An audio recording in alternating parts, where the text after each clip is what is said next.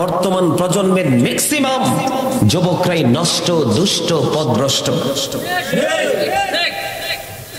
কয়টা ছেলে আজান দিলে মসজিদে যায়? রাতের অন্ধকার, সারা বাংলাদেশ আমাদেরকে ঘুরতে হয়। বাংলাদেশের অলিগলি রাত্র 2টা বলেন 3টা বলেন, বাঁশবাগানে দেখি এইভাবে মোবাইল দেখে ছেলেরা। তাদের কি বাবা মা নেই? অভিভাবক নেই? খাওয়ান বরণ পোষণ কে দিচ্ছে? পিতামাতা দিচ্ছে না? সন্তানকে কে এইভাবে টেক কেয়ার করে? সম্মানিত উপস্থিতি, আজকে যুব সমাজ ধ্বংস হয়ে গেছে, আগামী দিনে আরো ধ্বংস হয়ে যাবে। আপনি দেখেন, তুরস্কের দিকে নজর দিয়ে দেখেন, বাংলাদেশের সেনাবাহিনী যখন লাশ উদ্ধার কাজে নিয়োজিত হওয়ার জন্য গেছে, ওখানে গিয়ে তারা প্রেস ব্রিফিং করেছে, আমি নিজস্ব দেখেছি।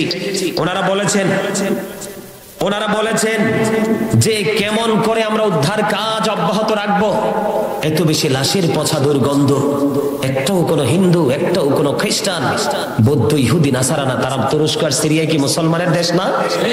সম্মানিত উপস্থিতি, আল্লাহ মুসলমানের জন্য জান্নাত বানায়নি, আল্লাহ রাব্বুল আলামিন জান্নাত বানিয়েছেন। আল্লাহ বলেছেন উইদ্দাত লিল মুত্তাকিন, আল্লাহ মুত্তাকিনদের জন্য জান্নাত বানিয়েছেন। মুত্তাকিনদেরকে আল্লাহ বলবে ইউ গো টু প্যারাডাইস, জান্নাতে চলে যাও। মুসলমান হয়ে কবরে গেলে লাভ? আপনাকে মুত্তাকি হয়ে যেতে হবে। আমরা তো বর্তমানে বাংলাদেশের মুসলমান বংশগতভাবে মুসলমান, বাবা মুসলমান, মা মুসলমান, প্রকৃত যে মুসলমানই তো আমাদের মধ্যে থাকার কথা সেটা কিন্তু আমাদের মাঝে নেই। যেটা বলতে চেয়েছিলাম, মানুষ হাজার হাজার লক্ষ লক্ষ কোটি কোটি টাকা খরচ করে শুধু বেঁচে থাকার জন্য, আদৌ কি বেঁচে থাকতে পারে? কথা বলেন, পারে? চাইলেও বেঁচে থাকা সম্ভব নয়। মানুষ চাইলে জাহান্নাম থেকে বাঁচতে পারে, কিন্তু মানুষ বাঁচার চেষ্টা করে না। চাইলে কিন্তু মৃত্যু থেকে বাঁচতে পারবে না, সেই চেষ্টাটাই করে। কিন্তু মানুষ চাইলে জাহান্নাম থেকে বাঁচতে পারে, সেই চেষ্টা মানুষ করে না। সম্মানিত উপস্থিতি, বাঁচতে হলে আপনাদেরকে একটা কাজ করতে হবে, সেই জায়গা আমি একটু পরে আসছি। তার আগে আমি আপনাদেরকে আরো কিছু মেসেজ দিতে চাই। পৃথিবীতে অন্যায়, অত্যাচার, ব্যভিচার, জুলুম করে কি আপনাদের কাছে ওয়াজ কি ভালো লাগে? আমার আমি কিন্তু আজকে দীর্ঘ অনেক দিন যাবত অসুস্থ, খাবার পানি নেই। আজকে আসার সময় কটা ভাত খাই আসছি, আজকে, বুঝছেন? সম্মানিত উপস্থিতি, তারপরও মানসিক জোর, মনের জোর নিয়ে এখানে এসেছি।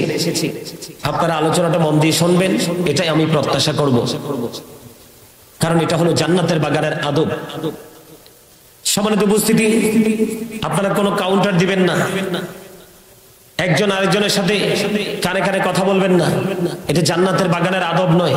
আমি এখন আপনাদের টিচার, আপনারা আমার কাছ থেকে টিচিং নেবেন। আর টিচিং নিতে হলে ফার্স্ট কন্ডিশন হলো স্টপ ইউর মাউথ এভরিবডি, সকলের জবানকে বন্ধ রাখতে হবে। সেকেন্ড কন্ডিশন হলো you listening my lecture very attentively, আমার কথা সবাইকে মন দিয়ে শুনতে হবে। আর থার্ড কন্ডিশন হলো, যদি বলেন হুজুর আই সে ডোন্ট অ্যাকসেপ্টেবল, আমি বলবো I say go to your seat out of sight. ঠিক আছে না? প্রথম কি?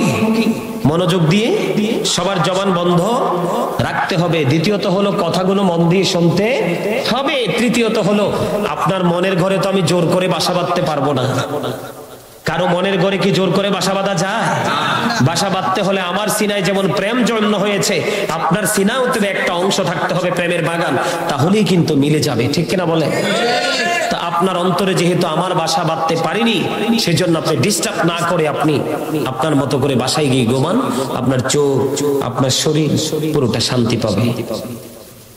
কথা কি বুঝতে পারছেন আমার? সম্মানিত উপস্থিতি, আজকে আমাদের মুসলমানের যেই যেই জায়গায় যেই যেই কাজগুলো করার কথা ছিল, সেই সেই কাজগুলো না করার কারণেই আজকে আমাদের এই অবনতি। মানুষ মরে যাবে, মৃত্যুবরণ করার পরে কোথায় চলে যাবে? কবরে। পৃথিবীতে অন্যায়, অত্যাচার, ব্যভিচার, জুলুম, নির্যাতন আপনি আমি যাই করছি না কেন, টাকা দিয়ে, পয়সা দিয়ে, বিড়ি দিয়ে, সিগারেট দিয়ে, চা দিয়ে, কফি দিয়ে, হ্যালো দিয়ে, মামা দিয়ে, খালো দিয়ে ঢাকা যায় না? ঢেকে ফেলা যায়।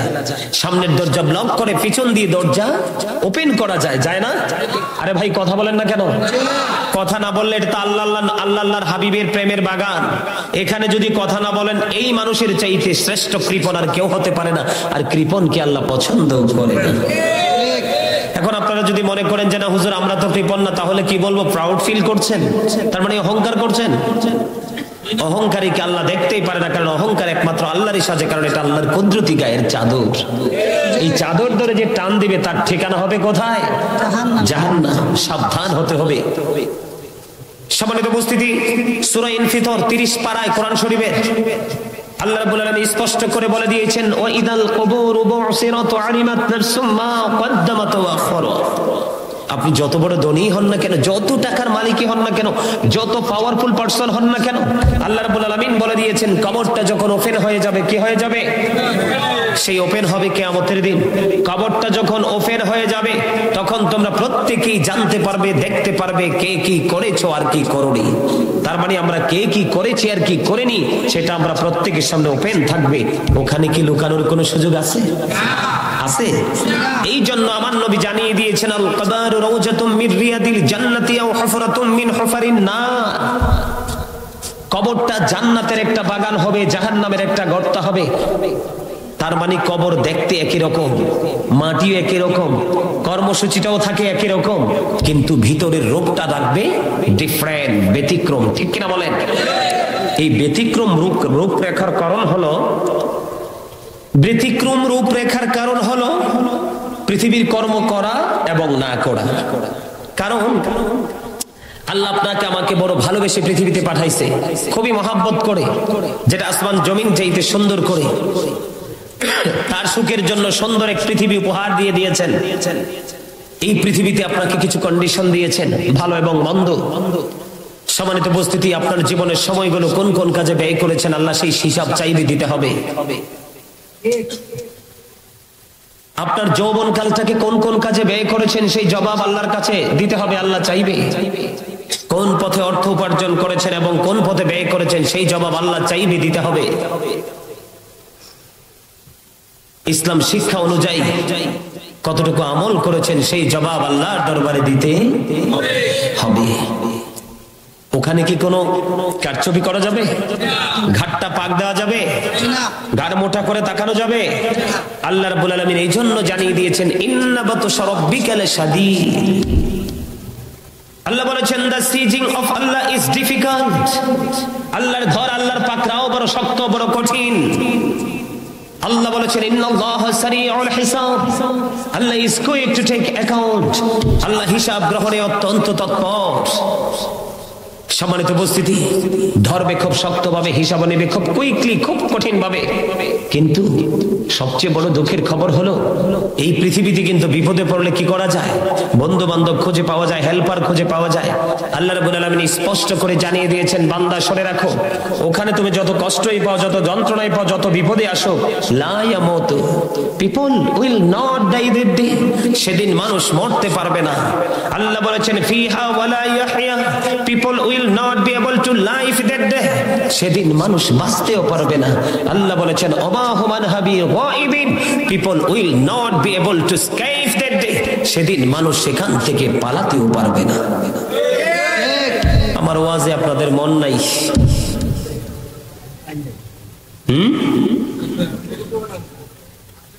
আছে আছে কন্ত। এখন কি ওয়াজ করছি কন্ত?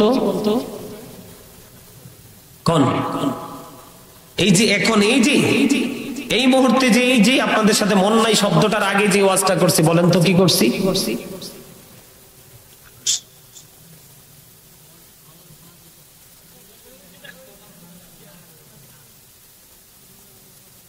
ওই যে একটু আগে দেহ এবং আত্মার ওয়াজ করছি। মানুষের আসল সত্তা তার এই চামড়া না, ও চামড়া না, আত্মাটা। এই অন্তরটা যদি এখানে থাকে তাহলে সবগুলো কথা সুইয়ের মতো যে ব্রেইনে সেটআপ হয়ে যাবে। ম্যাক্সিমাম লোকের চামড়া আছে এখানে, মন তো ঘুরতেছে অন্যদিকে। শোনেন, আল্লাহ রাসূলের দরবারে এক ইহুদি আসলো দ্বীন সম্পর্কে শিক্ষা নেওয়ার জন্য। আসার সময় তিনি উটে চড়ে নবীর সামনে এসেছেন। আসার পরে নবীর দরবারে যখন বসলেন, নবী তার সাথে কথা বলা শুরু করে দিলেন। তখন ওই যে সেই নবীর দরবারে যখন অ্যাটেন্ড করলো, তখন সে উটটাকে খোলা রেখে এসেছিল। একবার নবীর কথার দিকে নজর দেয়, আরেকবার সে তার খোলা উটের দিকে নজর দেয়। নবীজি দেখতে পারলেন, বুঝতে পারলেন যে নবীজির কথাগুলো সে পুরোপুরি শুনতে পারছে না, কারণ তার যেই মরুচারীর জন্য সবচেয়ে গুরুত্বপূর্ণ একটা অর্থ ছিল ওট। কারণ একবার সে তার ওটের দিকে তাকাচ্ছে, আরেকবার নবীজির কথার দিকে তাকাচ্ছে। তখন আমার নবী ডাক দিয়ে বলল, তুমি তোমার ওটটাকে বেঁধে আসো। আপনারা আপনাদের বাড়ি ঘরের যা কিছু আছে সবকিছু একটু কমপ্লিট করে আসতে পারলেন না? আপনাদের মন তো পিছনের দিকে যাচ্ছে, কোন দিকে? অন্তরের গতি থাকবে সামনের দিকে, কোন দিকে? তাহলে আপনার অগ্রগতির ধারা অব্যাহত থাকবে। আপনি রিটার্ন করেন কেন? আমি বলেছি এই পৃথিবীতে বিপদে পড়লে আপনারা যেই কোনো লোককে সহকারী হিসাবে পেয়ে যান, হেল্পার হিসাবে পেয়ে যান, ডাক দিলে একটা লোককে কাছে পেয়ে যান, কিন্তু পরকালে তো ব্যতিক্রম হবে, তো ভয়ঙ্কর হবে। আল্লাহ জানিয়ে দিয়েছেন, লা ইয়ামুত, people will not die that day. যত বড় বিপদগ্রস্ত হও না কেন, বিপদে পড়ো না কেন, সেদিন তোমরা মরতে পারবে না। মানুষ মরতে, কথা বলেন না কেন, মরতে পারবে ফিহা ওয়ালা ইয়াহইয়া। আল্লাহ বলেছেন people will not be able two live that day, সেদিন মানুষ বাঁচতেও পারবে না। আল্লাহ বলেছেন ওমা হুম আনহা বিগাইবিন, people will not be able to escape that day, সেখান থেকে মানুষ পালাতেও পারবে না। বাহাদুরি কোথায় চালাবেন সেদিন? এখন তো মসজিদের ইমাম সাহেব বললে তাকে ঘাটটা ধাক্কা দিয়ে কথা বলতে পারেন, ঠিক কিনা বলে? ইমাম সাহেবের কথা মজা লাগে না, তে তুচ্ছেদের টক লাগে, বের করে দিতে পারেন। একজন ইমাম সাহেবকে বের করে দিয়ে, একজন ইমাম সাহেবের জবানে ট্যাপ লাগিয়ে দিয়ে ইসলামকে থামানো যাবে? ইন্নাদ দীনা ইনদাল্লাহিল ইসলাম, ইসলাম হলো আল্লাহর মনোনীত ধর্ম।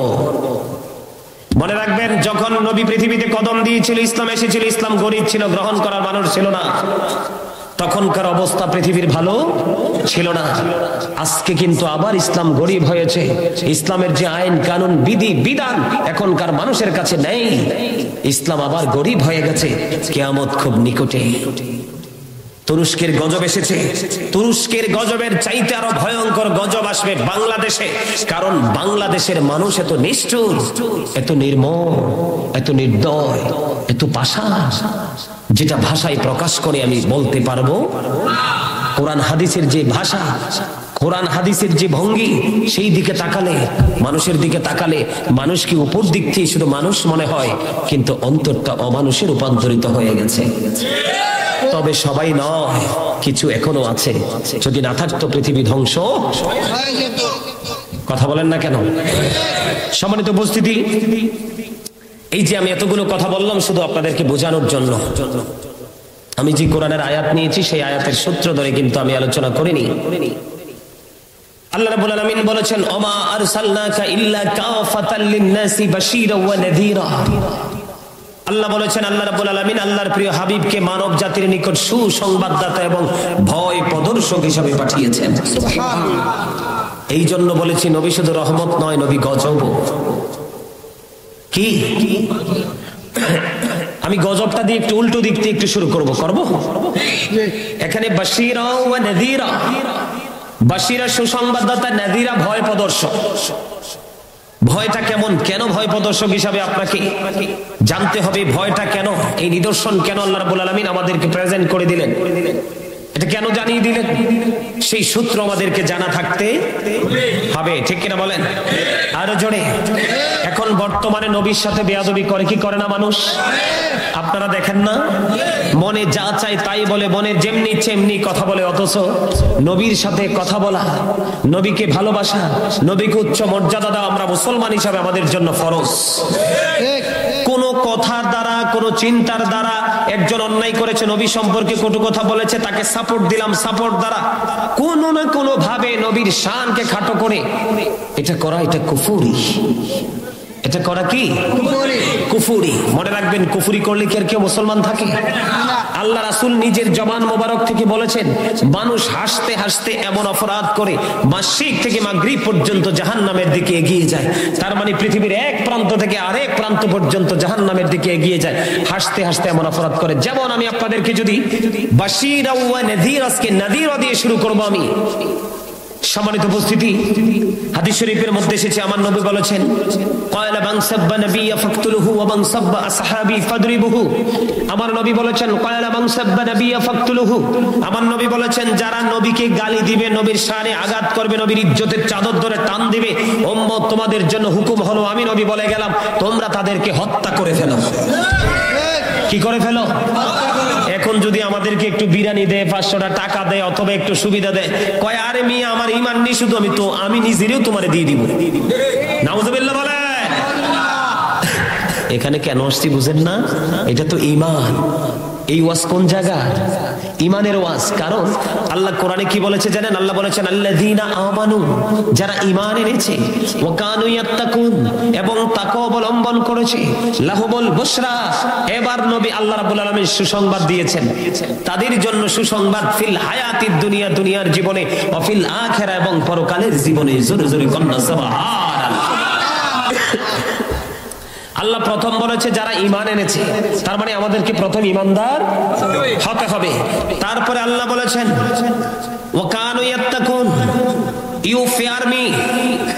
আল্লাহ বলেছেন তোমরা আমাকে ভয় করো। ভয়, আপনি ঈমানদার হওয়ার পরে যদি আল্লাহকে ভয় করতে পারেন, তাহলে আল্লাহ রাব্বুল আলামিন বলেছেন লাহুমুল বুশরা, তাদের জন্য সুসংবাদ। তখন আল্লাহর যে নিয়ামতের সংবাদ, এই সংবাদের আওতায় আসতে পারবেন।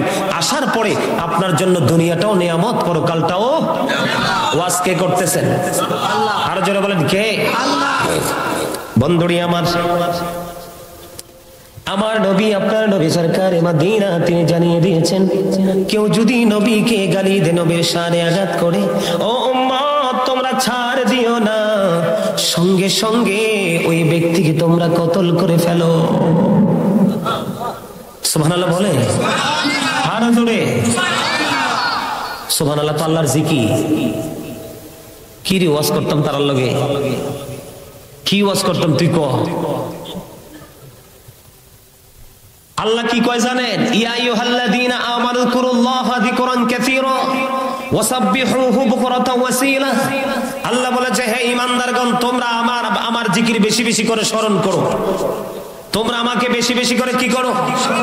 স্মরণ করো। সকাল টু সন্ধ্যা আমার পবিত্রতা ঘোষণা করো।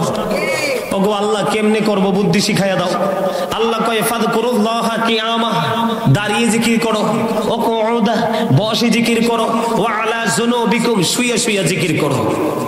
সুবহানাল্লাহ। আরে খোদারে মুই কই যাইতাম? সুবহানাল্লাহ। মাই কি মুন্সিগঞ্জে চলে যাইতাম? হ্যাঁ না গরিপুরে মুই থাইকে যাইতাম?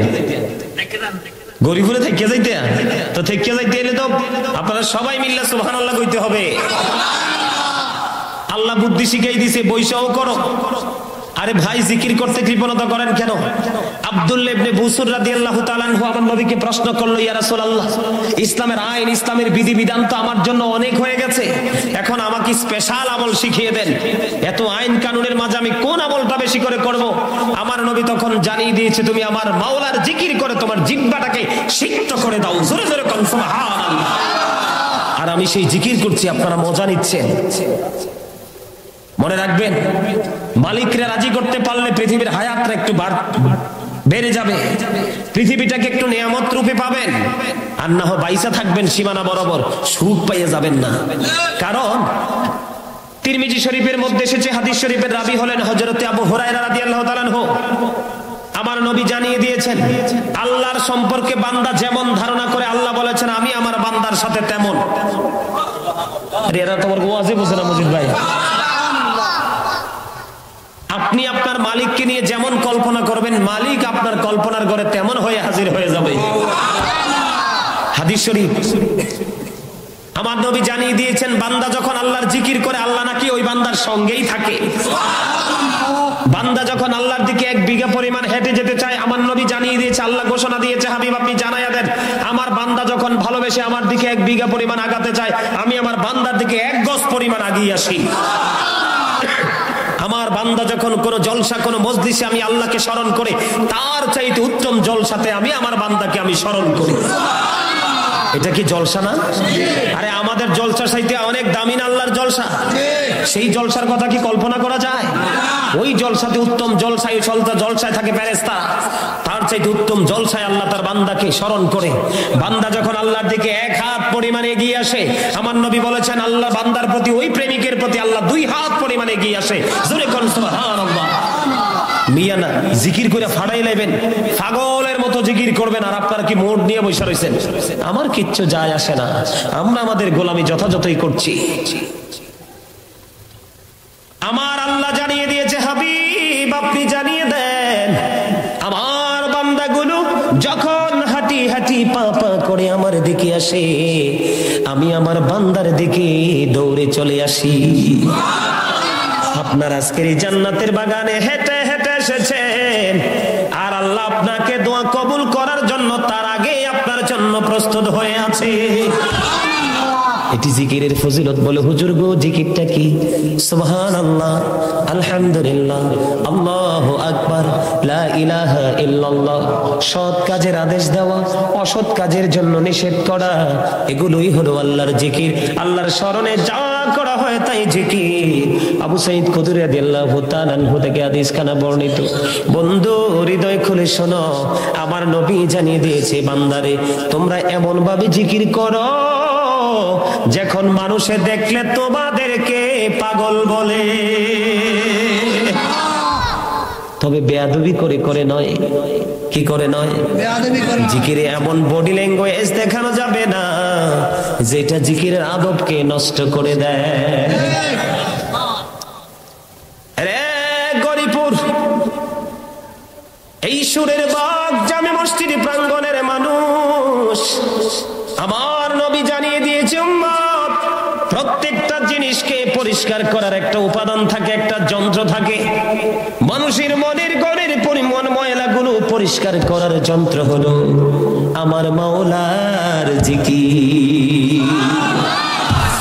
আল্লাহ বলেছেন ফাযকুরুনি আযকুরুকুম, remember me then I will remember you.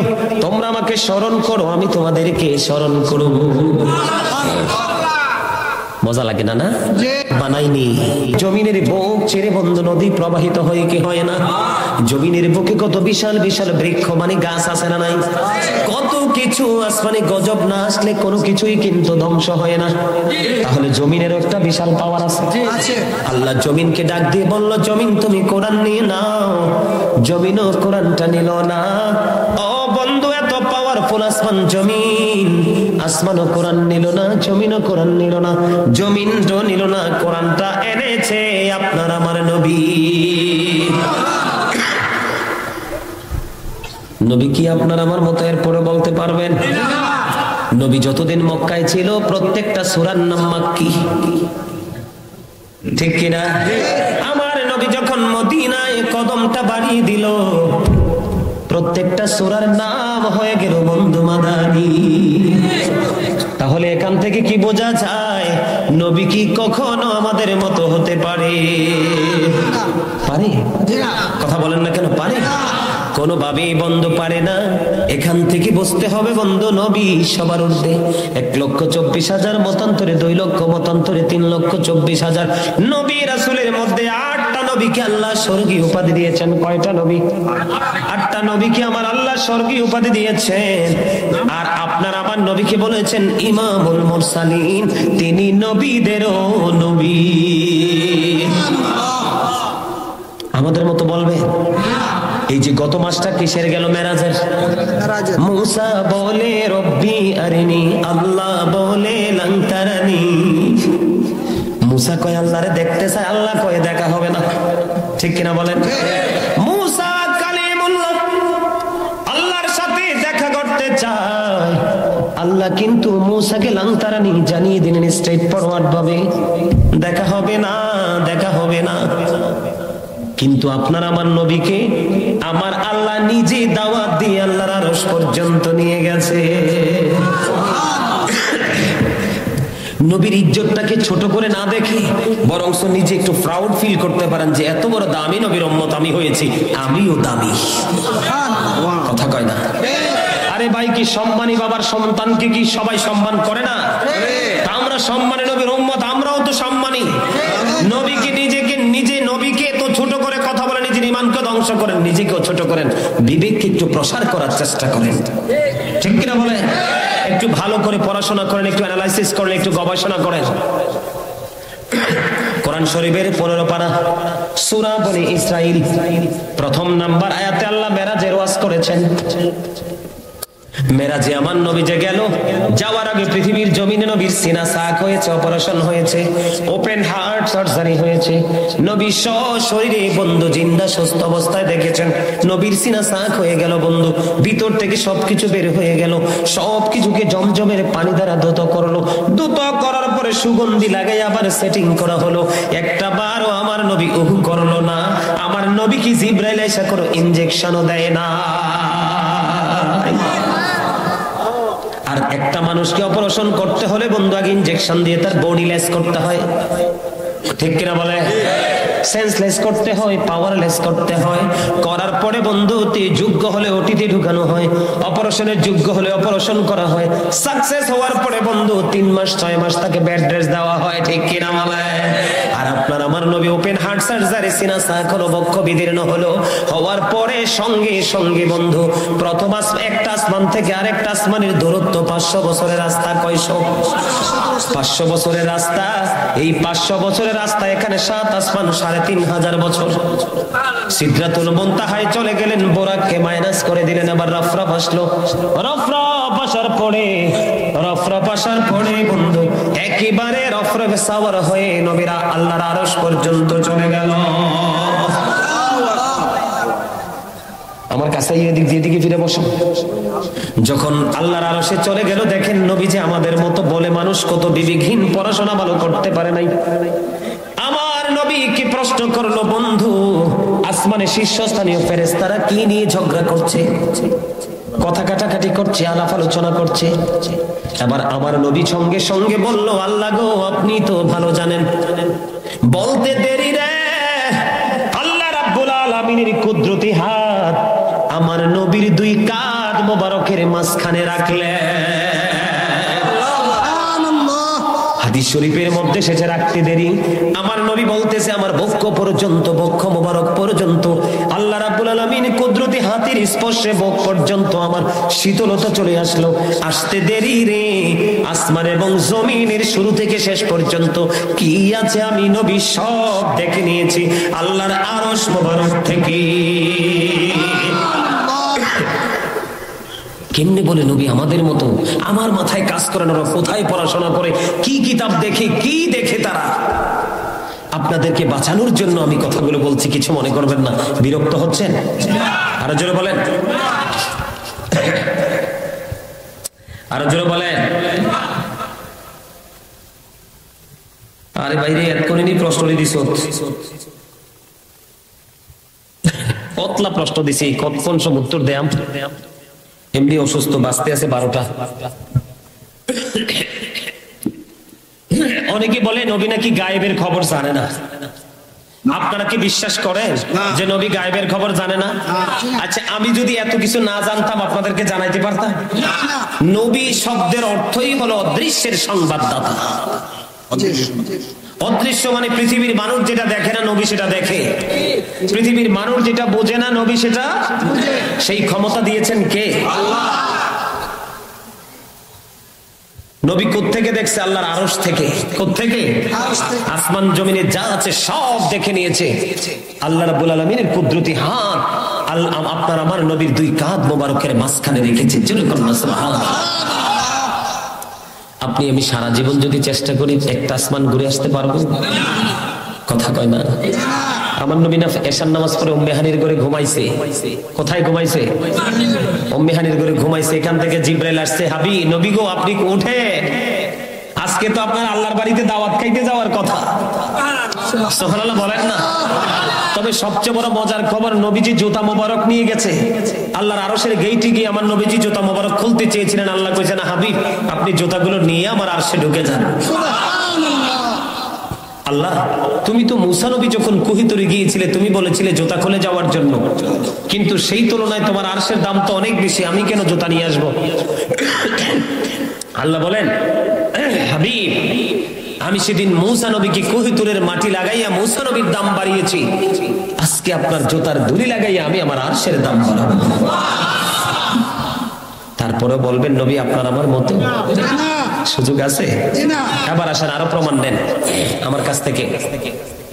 ইহুদি খ্রিস্টানের একটা ধর্মগ্রন্থ আছে যেটাকে ইংলিশে বলা হয় দ্য ওল্ড ও নিউ টেস্টামেন্ট। ওটার মধ্যে ওরা বক্তব্য দিয়েছেন he that loveth not knoweth not God, for God is love। ইহুদিদের বক্তব্য, কার বক্তব্য এটা?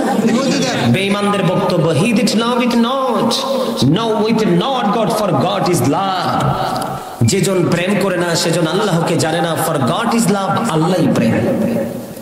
কিন্তু তাদেরই বক্তব্যে আল্লাহ রাব্বুল আলামিন খুশি হলেন না। আল্লাহ রাব্বুল আলামিন বলেছেন নো, বলুন, আল্লাহ বলেছেন সে, বলুন, ইফ ইউ ডু লাভ আল্লাহ, যদি তোমরা আল্লাহকে ভালোবেসে থাকো, ফলো মি মুহাম্মদ সাল্লাল্লাহু আলাইহি ওয়াসাল্লাম, জোরে জোরে বলুন সুবহানাল্লাহ, মুহাম্মদ সাল্লাল্লাহু আলাইহি সাল্লামের অনুগত হয়ে যাও। আল্লাহ উইল লাভ ইউ, আল্লাহ তোমাদেরকে ভালোবাসবে, এন্ড ফরগিভ ইউর সিনস, আল্লাহ ক্ষমা করে দিবে। জোরে জোরে বলুন সুবহানাল্লাহ, আরো জোরে বলেন না সুবহানাল্লাহ।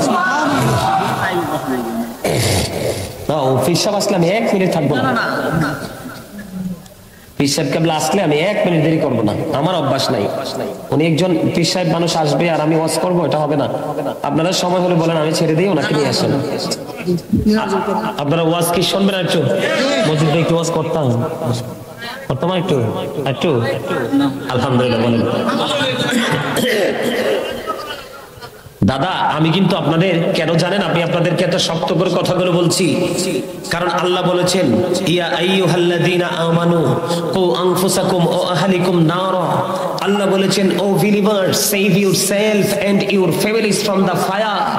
আল্লাহ ইমানদারদেরকে ডাক দিয়েছে, হে ইমানদারেরা, তোমরা জাহান্নাম থেকে বাঁচো, তোমাদের পরিবারকেও বাঁচাও। এই জন্য আপনারা কিন্তু, আমি মুসলমান হিসেবে আপনারাও কিন্তু আমার পরিবার। আমরা নবীর উম্মত না? আমরা নবীর প্রেমিক না? তাহলে আমরা চাই আমরা হাসর যেন আমাদের একই সাথে হয়। আল্লাহ যেন কবুল করে নবীর সাথে, জোরে বলেন আমিন। আরো জোরে। জানেন না তো নবী পৃথিবীতে আইসাই বলছে রব্বি হাবলি উম্মতি। কিয়ামতের দিন নবীর জবানে থাকবে রব্বি সাল্লিম, আর আপনি আমি দুনিয়াতে আইসি ওয়া ওয়া করতে করতে, আর কিয়ামতের দিন শুধু জবানে থাকবে ইয়া নাফসি ইয়া নাফসি। তাইলে কেমনে হইল নবী আর আমি এক? নাউজুবিল্লাহ বলেন না। এটা কি কোনোদিন কল্পনা করা যায় বলেন? তবে সাবধান হতে হবে আমাদেরকে। আমার নবী সব সতর্ক বাণী আমাদেরকে দিয়ে গেছেন আজ থেকে 1500 বছর আগে, ঠিক কিনা বলেন? শোনেন, তাদের দাড়ি হবে লম্বা লম্বা, তাদের হাতে মেসওয়াক থাকবে এত বড় লম্বা লম্বা, জুব্বা পরবে লম্বা লম্বা, পাগড়ি পরবে অনেক সুন্দর করে, তাদের কোরআনের আওয়াজে মসজিদ মুখরিত হয়ে যাবে, কিন্তু তারা একটাও ইমানদার থাকবে না। তাদের নামাজ দেখলে আপনাদের নামাজকে লজ্জিত মনে হবে, মনে করবেন তাদের নামাজের তুলনায় আমার নামাজ হচ্ছে না। নবী বলেছে মনে করবে এরা ইমানদার নয়। কারণ আপনারা বুঝেন না, দাজ্জাল যখন আসবে, আপনি যদি আপনার যদি এই জমিনে দাঁড়াইয়া যদি বলে দাজ্জাল, আপনি যা চাইবেন, সোনা বলেন, গহিরা বলেন, মণিমুক্তা যাই বলেন, দাজ্জাল বলতে দেরি, আসতে দেরি হবে না। দাজ্জালের পক্ষে যারা থাকবে তাদের কোনো দ্বন্দ্ব, সুখের কোনো কমতি হবে না। কিন্তু যারা ইমাম মাহাদির পক্ষে থাকবে, নবীর পক্ষে থাকবে, তাদের একটু কষ্ট হবে। কিন্তু ডাক দিলে আসবে বলেই কিন্তু তাকে বিশ্বাস করা যাবে।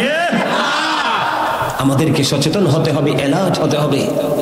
আমাদের ঈমান চুরি করার জন্য কিন্তু অনেক মানুষ বের হয়ে গেছে। রমজান মাসে দেখবেন ওই নবীর দুশমনেরা, ঈমান যাদের ঈমান নাই, মুনাফিক মার্কা মুসলমান, দেখবেন ওরা এত নম্র সফট ভাবে রোজা রাখবে, তাদের নমনীয়তা দেখলে আপনি মনে করবেন সেই মনে হয় জান্নাতি।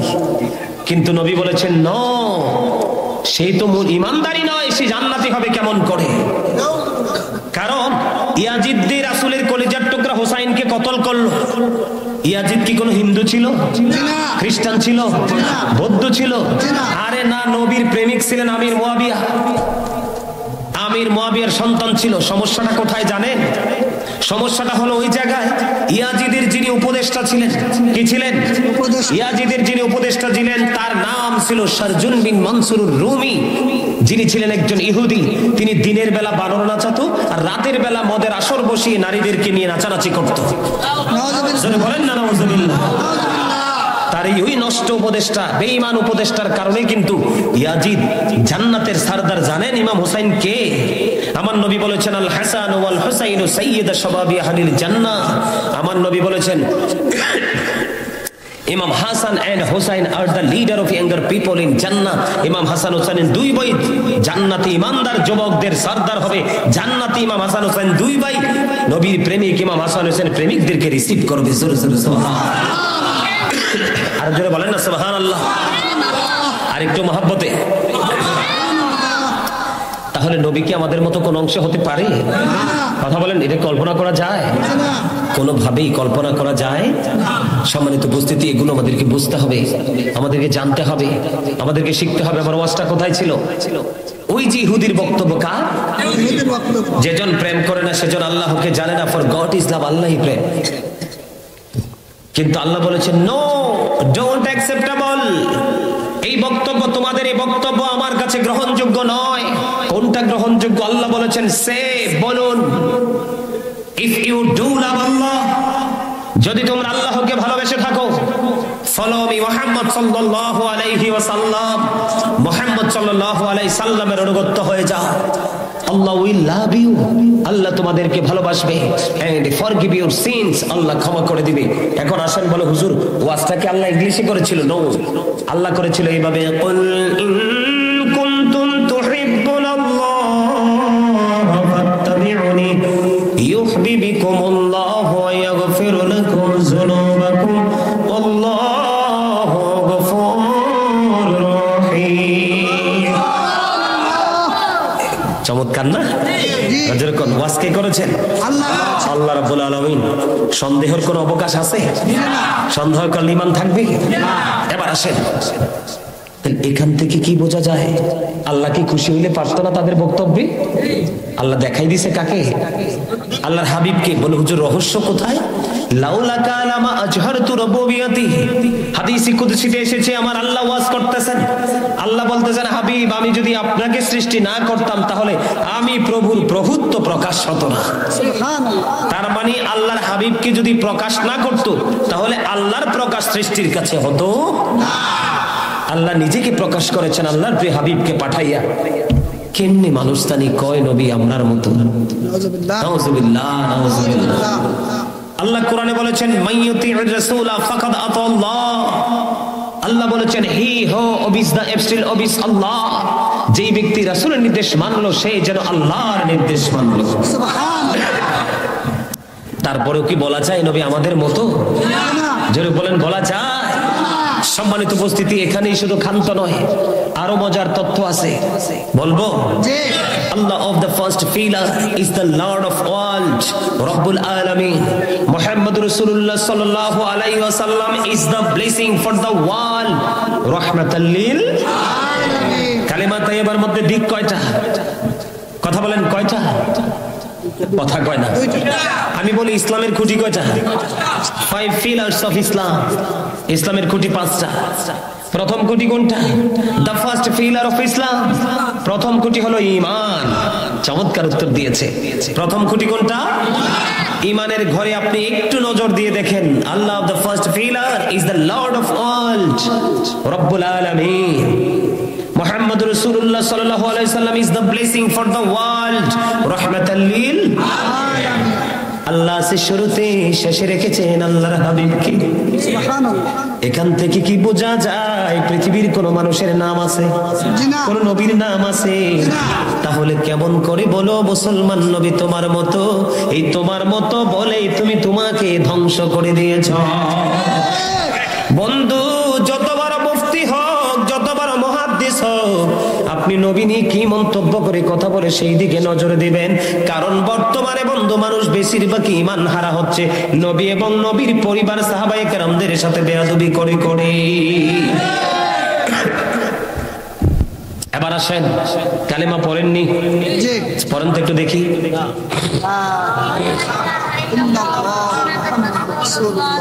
কইতে পারেন না, ওয়াজ করতেছি আমি, আর দুর্বল হয়ে পড়ছেন আপনারা। কই যাইতাম? পড়েন না, কালিমা তো এবার পড়েন। লা ইলাহা ইল্লাল্লাহু মুহাম্মাদুর রাসূলুল্লাহ সাল্লাল্লাহু আলাইহি ওয়াসাল্লাম। প্রথম কি পাইছেন? লা ইলাহা ইল্লাল্লাহ। নেই কোনো মাবুদ আল্লাহ ছাড়া। There is no God but Allah. তারপরে কি আছে? মুহাম্মাদুর রাসূলুল্লাহ সাল্লাল্লাহু আলাইহি ওয়াসাল্লাম is the messenger of Allah. একদিকে তাওহীদ, একদিকে রিসালাত, একদিকে স্রষ্টা, একদিকে সৃষ্টি, একদিকে আল্লাহ, একদিকে আল্লাহর হাবিব। এখান থেকে বোঝা যায় আমার নবী সর্বোচ্চ মর্যাদার মালিক। কাল কিয়ামতের দিন আল্লাহ রাব্বুল আলামিনের প্রশংসার ঝান্ডা আমার নবীর হাত মোবারকে থাকবে, অন্য কোন নবী থাকবে না। তারপরেও কি বলবেন নবী আপনার আমার মতো? সর্বপ্রথম আমার নবী জান্নাতের গেটে যাবে বন্ধু, রিদওয়ান ফেরেশতা ডেকে বলবে আপনার পরিচয় কি? কই তুমি আমারে চিনো না? আমি আল্লাহর প্রিয় হাবিব, হাবিবুল্লাহ। তখন ওই ফেরেশতা বলবে নবী গো, আল্লাহ জানিয়ে দিয়েছে আমার হাবিবকে দিয়ে জান্নাত উদ্বোধন করব। যতক্ষণ না পর্যন্ত আমার হাবিব জান্নাতে না ঢুকবে ততক্ষণ কেউ যেন ঢুকতে না পারে। নবী গো আসুন, জান্নাতের দুয়ার ওপেন করে দিবে বন্ধু। আমার নবী বলে যে সেই দিন আমার সাথে পৃথিবীর একটা বড় দল যাবে জান্নাতে। ওই দলটা হবে পৃথিবীর গরিব মানুষগুলো। তাদের টাকা নাই রে, পয়সা নাই রে, ধন নাই রে, দৌলত নাই রে, তাদের সিনা ভরা আছে আমার নবীর মহাব্বত। এমনও বন্ধু গরিব আমি দেখেছি, নবীর দুশমন নবীকে খাটো করে ছোট করে কথা বলে। দলে দলে মানুষ বন্ধু ওই বাড়িতে দাওয়াত খেতে গিয়েছে, ওই দুস্থ গরিব মানুষ তার বাড়িতে দাওয়াত খাইতে যায়নি। কয় জীবনে যাব না, কারণ সে হলো নবীর দুশমন। তোমার জমিন যদি কেউ চায় অভাব না থাকলে দিয়ে দাও, বাড়ির আঙ্গিনার যদি একটা অংশ কেউ চায় তোমার সমস্যা না হলে দিয়ে দাও, কিন্তু দিন ধর্মের ব্যাপারে বন্ধু কোনো ছাড় না। বুঝতে হবে সাহাবীরা কি এমনি এমনি যুদ্ধ করছে? কথা বল না কেন? সাহাবীরা কি এমনি এমনি যুদ্ধ করছে? এমনি এমনি যুদ্ধ করেনি। তাদের যুদ্ধ ছিল শুধু নবীর প্রেম। বলে হুজুর কেন নবীর প্রেম নিয়ে, নবীকে নিয়ে এত কথা বলছেন? কারণ এটাই হলো ঈমান। হযরতে আনাস রাদিয়াল্লাহু তাআলা আনহু থেকে হাদিস খানা বর্ণিত, আমার নবীকে একজন জনৈক ব্যক্তি এসে প্রশ্ন করলো, ইয়া রাসূলুল্লাহ, ইয়া হাবিবাল্লাহ, নবী গো কিয়ামত কখন হবে? আমার নবী জানিয়ে দিলেন তুমি কিয়ামতের জন্য, কিয়ামতের দিনের জন্য কি প্রস্তুতি নিয়েছো বলো। নবী গো আমি কিয়ামতের দিনের জন্য কোনো প্রস্তুতি নিতে পারিনি, আমি আল্লাহ এবং আল্লাহর হাবিবকে ভালোবাসি। কইতে দেরি রে, আমার নবী একটা সেকেন্ড দেরি করলো না রে। প্রেমিক পাগল রে, তুমি শুনে রেখো।